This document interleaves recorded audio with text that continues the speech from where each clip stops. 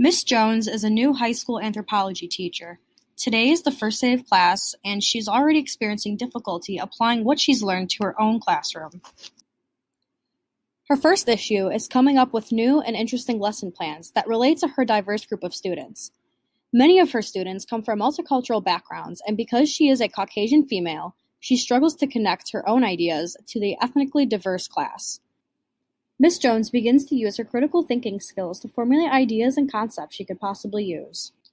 Critical thinking is defined by Michael Skirvin and Richard Paul as the intellectually disciplined process of actively and skillfully conceptualizing, applying, analyzing, synthesizing, and/or evaluating information gathered from or generated by observation, experience, reflection, reasoning, or communication as a guide to belief and action. Miss Jones realizes it is essential to continuously analyze and evaluate her classroom dynamic in order to efficiently cater to all of the cultures represented within her class. Because her class is so diverse, she decides to assign a family tree project.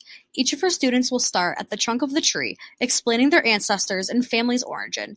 Moving on to the branches, they will choose specific attributes from said origin that they find pride in.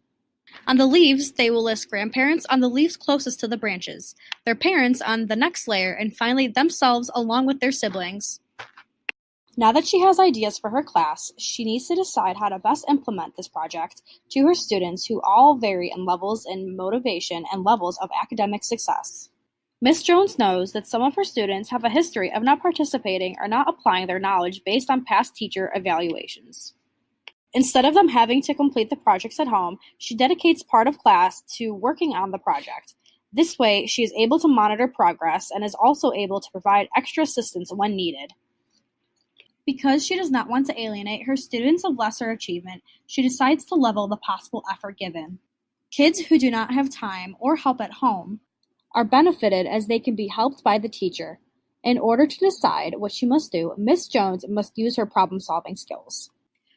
Problem solving is the process of recognizing a problem, defining it, identifying alternative plans to resolve the problem, selecting a plan, organizing steps of the plan, implementing the plan, and evaluating the outcome.